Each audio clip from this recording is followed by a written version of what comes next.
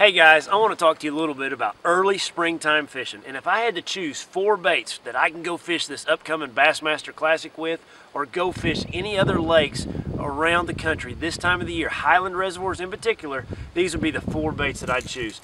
One, without a doubt, is a jerkbait. Just a great bait early in the spring, something that suspends down there around 6, 7, 8 foot of water. Just a good high quality jerkbait. Another bait that comes to mind right off the bat is crawdad colored crankbaits. Real wide wiggling ones sometimes works really well that you can, reel pretty slow or fast. You got to figure out what they're doing, or ones that wiggle really tight, like a shad wrap, or this is a flap slap. This is a minnow colored bait, but it has a very, very tight wiggle for cold water. That's the reason you want a tight wiggle in cold water. But there's times then that, you want a bait that's got a real wide bill that has a really good wide action. Something like an old wiggle wart or these mega basses right here, they work really, really well this time of the year.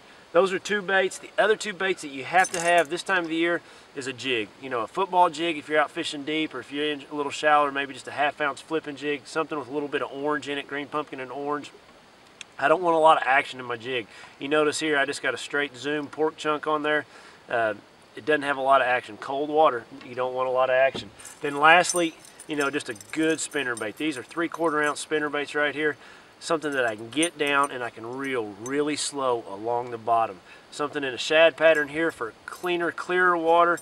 Then this one right here is an all-time favorite with that red kicker early in the spring. Works really well when the water's just a little bit dirtier. Those are the 4 baits that I'm gonna have tied on anywhere I go across the country, and I promise you also I'm gonna have these 4 baits tied on going into the Bassmaster Classic.